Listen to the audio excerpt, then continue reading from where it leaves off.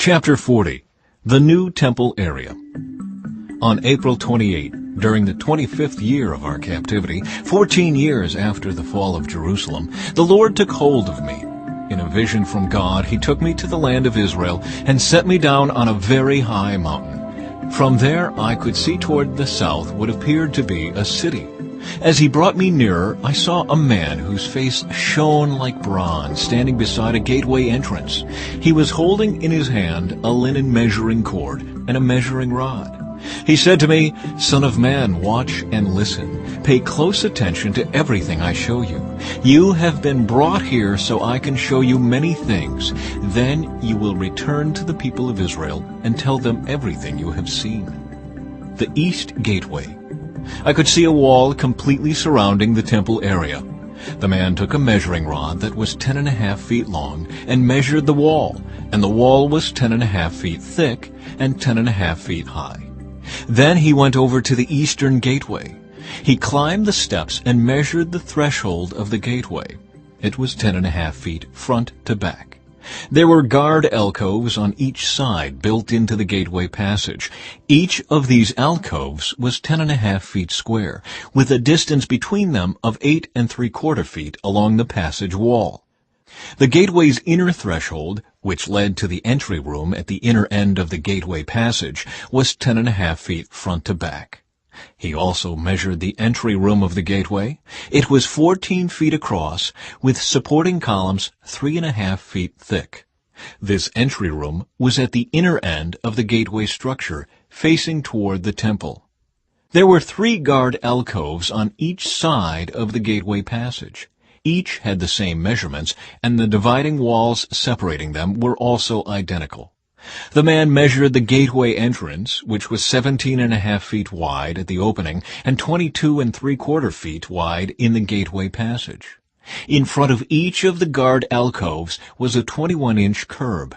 The alcoves themselves were 10.5 feet on each side.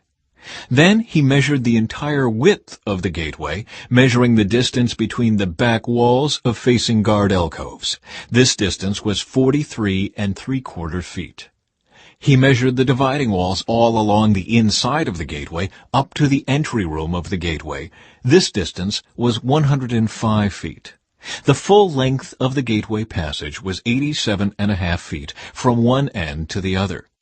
There were recessed windows that narrowed inward through the walls of the guard alcoves and their dividing walls. There were also windows in the entry room. The surfaces of the dividing walls were decorated with carved palm trees. The outer courtyard. Then the man brought me through the gateway into the outer courtyard of the temple.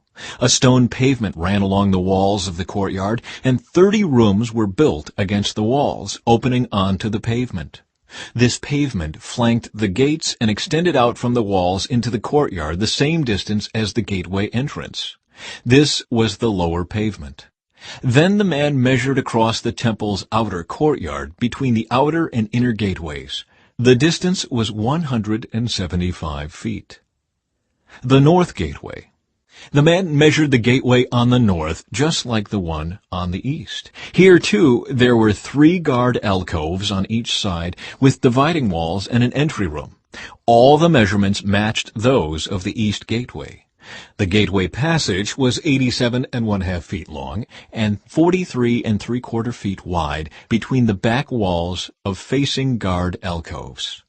The windows, the entry room, and the palm tree decorations were identical to those in the east gateway. There were 7 steps leading up to the gateway entrance, and the entry room was at the inner end of the gateway passage. Here on the north side, just as on the east, there was another gateway leading to the temple's inner courtyard directly opposite this outer gateway. The distance between the 2 gateways was 175 feet. The south gateway. Then the man took me around to the south gateway and measured its various parts, and they were exactly the same as in the others. It had windows along the walls as the others did, and there was an entry room where the gateway passage opened into the outer courtyard. And like the others, the gateway passage was 87.5 feet long and 43 3/4 feet wide between the back walls of facing guard alcoves. This gateway also had a stairway of 7 steps leading up to it and an entry room at the inner end, and palm tree decorations along the dividing walls. And here again, directly opposite the outer gateway, was another gateway that led into the inner courtyard. The distance between the two gateways was 175 feet. Gateways to the inner courtyard. Then the man took me to the south gateway leading into the inner courtyard. He measured it, and it had the same measurements as the other gateways. Its guard alcoves, dividing walls, and entry room were the same size as those in the others. It also had windows along its walls and in the entry room. And like the others, the gateway passage was 87.5 feet long and 43 3/4 feet wide. The entry rooms of the gateways leading into the inner courtyard were 14 feet across and 43 3/4 feet wide. The entry room to the south gateway faced into the outer courtyard. It had palm tree decorations on its columns, and there were 8 steps leading to its entrance. Then he took me to the east gateway leading to the inner courtyard. He measured it, and it had the same measurements as the other gateways. Its guard alcoves, dividing walls, and entry room were the same size as those of the others. And there were windows along the walls and in the entry room. The gateway passage measured 87.5 feet long and 43 3/4 feet wide. Its entry room faced into the outer courtyard. It had palm tree decorations on its columns, and there were 8 steps leading to its entrance. Then he took me around to the north gateway leading to the inner courtyard. He measured it, and it had the same measurements as the other gateways. The guard alcoves, dividing walls, and entry room of this gateway had the same measurements as in the others and the same window arrangements. The gateway passage measured 87.5 feet long and 43 3/4 feet wide. Its entry room faced into the outer courtyard, and it had palm tree decorations on the columns. There were 8 steps leading to its entrance. Rooms for preparing sacrifices. A door led from the entry room of one of the inner gateways into a side room where the meat for sacrifices was washed. On each side of this entry room were 2 tables where the sacrificial animals were slaughtered for the burnt offerings, sin offerings, and guilt offerings. Outside the entry room, on each side of the stairs going up to the north entrance, were 2 more tables. So there were 8 tables in all, 4 inside and 4 outside, where the sacrifices were cut up and prepared. There were also 4 tables of finished stone for preparation of the burnt offerings, each 31.5 inches square and 21 inches high. On these tables were placed the butchering knives and other implements for slaughtering the sacrificial animals. There were hooks, each 3 inches long, fastened to the foyer walls. The sacrificial meat was laid on the tables. Rooms for the priests. Inside the inner courtyard were 2 rooms, one beside the north gateway facing south, and the other beside the south gateway facing north.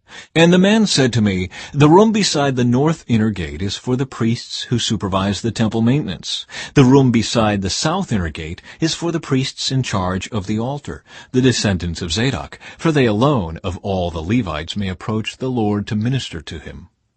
The inner courtyard and temple. Then the man measured the inner courtyard, and it was a square, 175 feet wide and 175 feet across. The altar stood in the courtyard in front of the temple. Then he brought me to the entry room of the temple. He measured the walls on either side of the opening to the entry room, and they were 8 3/4 feet thick. The entrance itself was 24.5 feet wide, and the walls on each side of the entrance were an additional 5 1/4 feet long. The entry room was 35 feet wide and 21 feet deep. There were 10 steps leading up to it, with a column on each side.